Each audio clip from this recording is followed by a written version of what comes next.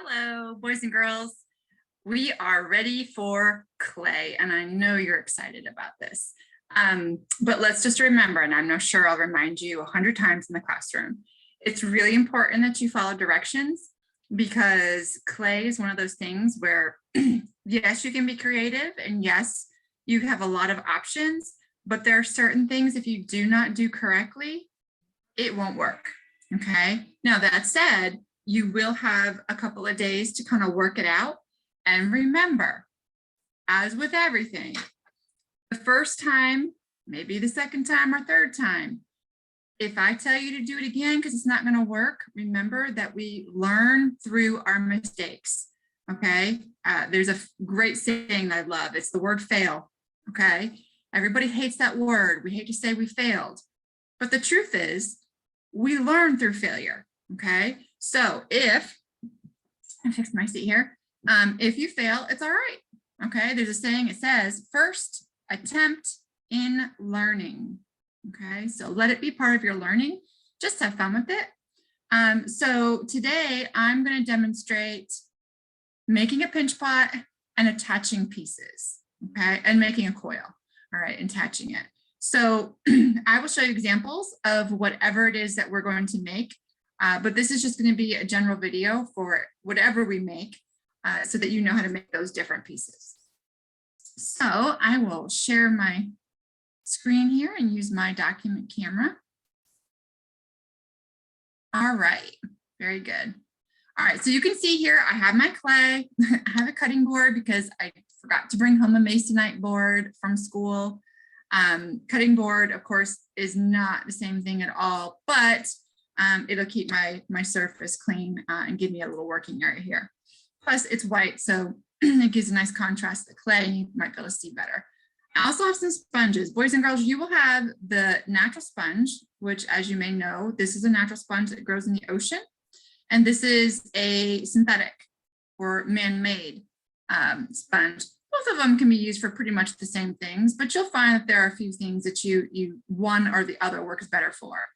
But in general, you don't need these until the very end when you want to smooth certain things out or clean up certain areas.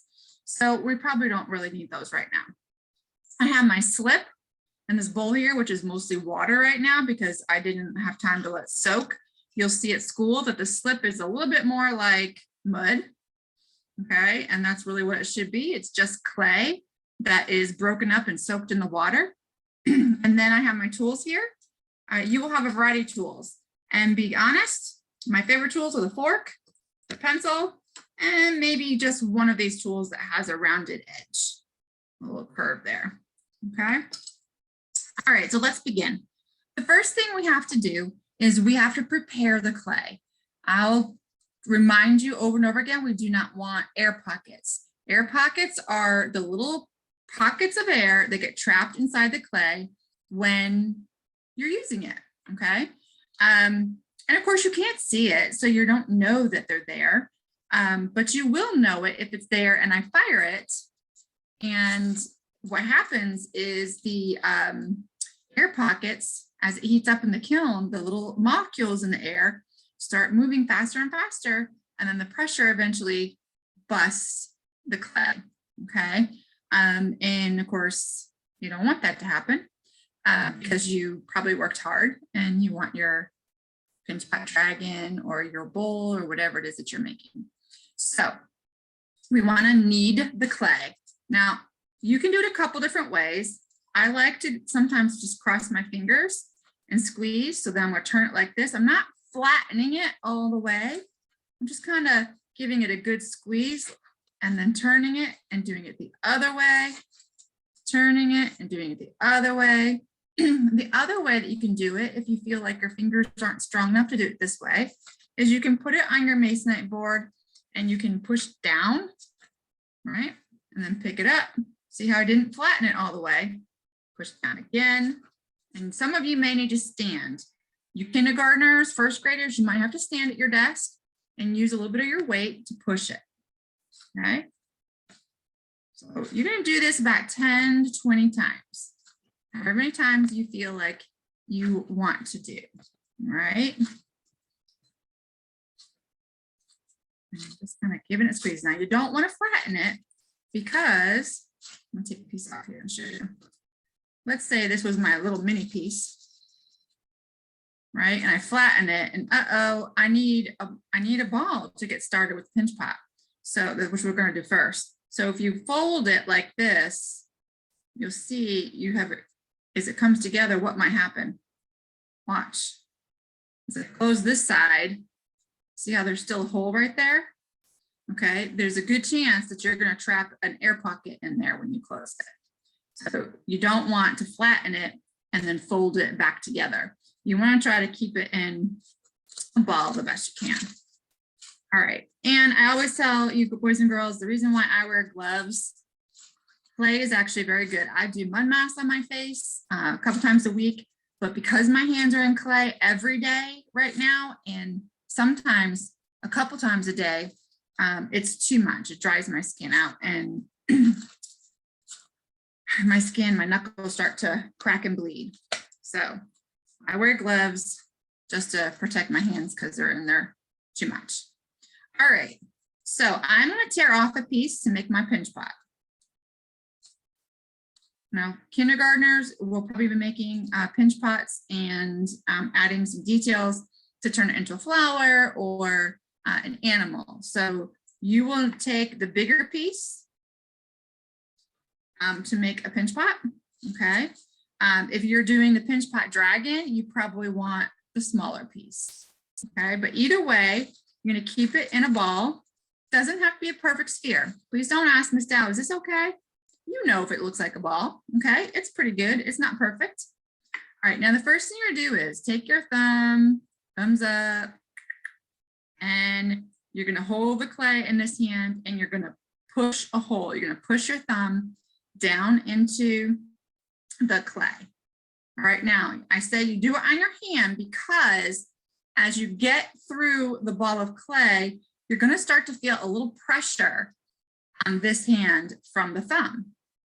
All right, because the thumb is pushed down here and you can almost feel it. So you can feel the pressure right here. You can kind of feel it. So you have to be very careful and think about it, because if you go too far, of course, your thumb's gonna go boop, out the other end, and then you have to start over again, okay? And then of course, if you don't go far enough, the clay stays too thick and you don't get a good size pinch pot. All right, so there's the hole. Now, that's not big enough, right? So now we're gonna use our pincer grasp. We're gonna go like this, okay, around to make it bigger, but make this edge thinner. All right, we don't want it quite so thick. So I'm gonna put my thumb back in there and I'm gonna squeeze these fingers against my thumb. I'm gonna turn it and I'm gonna keep squeezing these fingers against my thumb, which is inside. So now I've gone all the way around once. Oh, one more time. See how the hole is getting a little bigger? And this wall of clay is getting thinner. So I'm gonna go around again, all the way down. My thumb is all the way down in there where I made that hole till. Don't just squeeze the top. Sometimes I see kids just squeeze way up here at the top and it gets real thin and you don't want that. So I'm gonna go around. All right, now it's getting to the point where I can use 2 hands and 2 thumbs. So put my thumbs all the way down in, turn, turning it. Oh, my gloves are sticking. It's really not good to wear gloves. I probably shouldn't wear them since I'm here at home, but I know they're gonna be in clay all week. So I was gonna save my hands a little bit today. All right, and see now, I've got my pinch pot, all right? Okay, so that's number 1, pinch pot. Now, we don't need to smooth it or finalize it because we're gonna add things to it, which means we're just gonna be touching it again. And so any smoothing that we would have done would be ruined. So let's see, I'm gonna add a flat piece first. Now, there's a couple different ways that you can make a flat piece. You can, of course, pinch your piece and make it like a pancake, right? You can make a little pancake. I don't know, let's say I'm gonna make an ear, okay? So I could then take a tool, one of the knives, and I could cut a triangle to make my ear. I don't have to necessarily cut this part because this part is the part that I would connect. All right, so it doesn't have to be perfect. So on this side, now I am going to score or scratch the bottom part of the ear that I want to attach. So I use the fork. This is why I love this tool. You can use it to make it something look like fur on this, or you can rough up the clay. I'm also going to score where I want to attach it. So if I were making an animal pot here, I'm going to attach it to this edge. So I'm going to scratch enough space here. Give it a good one. Give it a good score. Okay, because you all know what Velcro is, right? Velcro has those little tiny hooks. And when you press the two pieces together, the hooks grab each other. That's kind of what we're trying to do, right? We're trying to create little pieces of clay that will grab each other when we press them together. And we add slip. It's a little bit of slip. In this case, I'm really adding water. Just dab it because we don't want to smooth out the scoring we just did. And that acts as an additional like glue that we can then put. So we're going to put those scratch parts together, the score parts together, and I'm going to carefully press firmly, but not too much. I don't want to spin this out too much. I don't want it to get too skinny and change the shape, right? I can shapen it out a little bit. And then on this side, I can turn it over and use my finger and smooth out so you can't see where I attached it anymore. See? All right, so that's one way that you can make a shape. And then of course you can shape it and you can smooth these out because when you cut it, it kind of creates some rough edges. So if you want it to be rounded, you can just kind of smooth it out with your finger. Or you can use the sponge later. But the problem with that is, boys and girls, if we get this piece too wet, it's going to get soggy and it's not going to hold. It's going to break and fall off. All right. You can also smooth out using a tool. I can use the back side of this. And if you want to, oops, you can smooth this part out. I can smooth the edge of the pinch pot right into the ear if I want to. All right. I kind of like using my finger best. All right, that's a choice. But always smooth it on the other side because that will help make it stronger. And doing on the inside will make it even stronger. Okay. The other way, boys and girls, is simply to shape your ear as you're shaping it. I like to do it that way. I don't usually bother cutting my things. I just kind of flatten it and kind of mold it into the shape I want. If I want it to be a point, I'm going to push the clay together. You could really do most of your work with very little tools. See, now I have my triangle. It's about the same size. And I never cut it. I just shaped it and pinched it with my fingers. All right, so I would score it. Remember, one more time, score, score, add slip, attach. And that would be another ear. Now, let's say I wanted to attach, maybe I want to make a tail. Maybe this is going to be a cat or a mouse. I break off enough clay to make a tail with. Now, this gets a little tricky because when you make a coil, you don't want it to get too thin and you don't want it sticking off too much because it's very fragile when it dries and it's likely to break. So you can get it started like this in your hands. Don't smush it because if you smush it, you're going to make some parts skinny and some parts not so much. So just gently kind of go like this in your hands, okay? And then put it down the ground, or not on the ground, on your table, on your masonite board, and roll it out. You gently kind of keep moving your fingers. See how I move my fingers in and out? And that helps stretch the clay. You can use two hands. You kind of want to move your hands a little bit. See how my coil is getting longer? All right, it got skinnier and longer, and I'm just gently rolling it. I'm not pushing so much, just a little bit, and sliding my fingers out.